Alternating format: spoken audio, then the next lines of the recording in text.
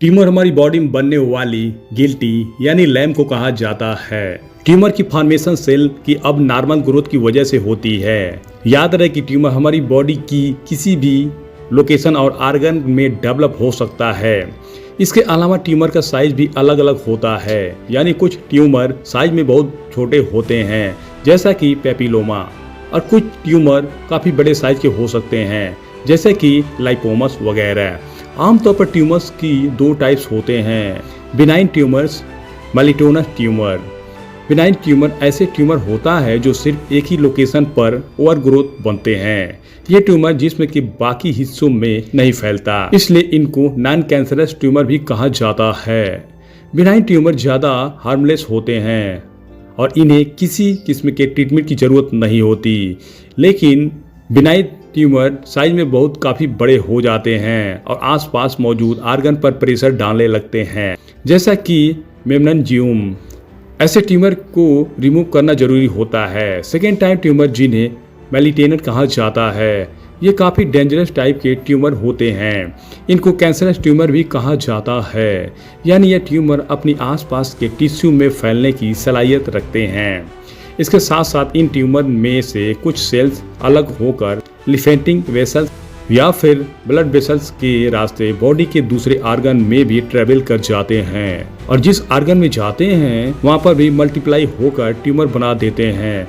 जब भी malignant tumour किसी दूसरे आर्गन में शिफ्ट हो जाता है तो फिर इस कंडीशन को मेटास्टेसिस कहा जाता है। मेटास्टेसिस को स्टिच करना बहुत मुश्किल हो जाता है, क्योंकि इस कंडीशन में ट्यूमर बनने वाले कैंसर सेल्स पूरी बॉडी में ट्रेवल कर जाते हैं। चलिए अब देखते हैं ट्यूमर बनते कैसे हैं। हमारी बॉडी में न्यू सेल्स बनते रहते हैं और ओल्ड सेल्स डिस्ट्रॉय होते रहते हैं। आमतौर पर न्यू सेल्स की बनने और पुराने सेल्स डिस्ट्रॉय होने की रेशियो बराबर होती है, जिसकी वजह से बॉडी में सेल्स का बैलेंस बना रहता है और बॉडी प्रॉपर फंक्शन करती रहती है। जबकि ट्यूमर के केस में बनने वाले सेल्स जरूरत से ज्यादा तेजी से मल्टीप्लाई करते हैं, जबकि ट्यूमर के केस में बनने वाले सेल्स जरूरत से ज्यादा तेजी से मल्टीप्लाई करते हैं। यानी कि इन सेल्स का काम बस अपनी नंबरिंग इंक्रीज करना होता है।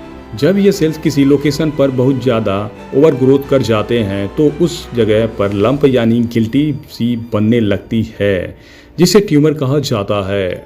ट्यूमर क्यों बनते हैं, इसकी कोई एक रीजन नहीं है, यानी डिफरेंट लोगों में डिफरेंट रीजन हो सकते हैं, जैसा कि किसी जीन में म्यूटेशन हो जाना, smoking, obesity, radiation exposure, chemical exposure या कोई वायरल इन्फेक्शन वगैरह ट्यूमर का कारण हो सकता है। ज़्यादातर बिनाइन ट्यूमर की कोई सिस्टम नहीं होता है, जबकि मैलिग्नेंट अपनी लेट स्टेज में जाकर किसी सिस्टम शो करते हैं, जैसा कि थकावट का होना, बिना किसी वजह से वजन कम हो जाना, भूख कम लगना, सर्दी लगना, बुखार होना, रात को पसीने आना और लंप वाली जगह पर दर्द होना वगैरह। ट्यूमर को डायग्नोज करने के लिए डिफरेंट मेथड यूज करे जाते हैं, जिसमें सबसे मेन प्रोसीजर बायोप्सी होता है। बायोप्सी के प्रोसेस में ट्यूमर से टिश्यू सैंपल को एक्सट्रैक्ट करके लैब में टेस्ट किया जाता है कि ट्यूमर किस टाइप का है और कितना खतरनाक है। इसके अलावा ट्यूमर को देखने के लिए इमेजिंग टेस्ट भी परफॉर्म किए जाते हैं, जिसमें सीटी स्कैन, एक्सरे, पीईटी और एमआरआई शामिल है।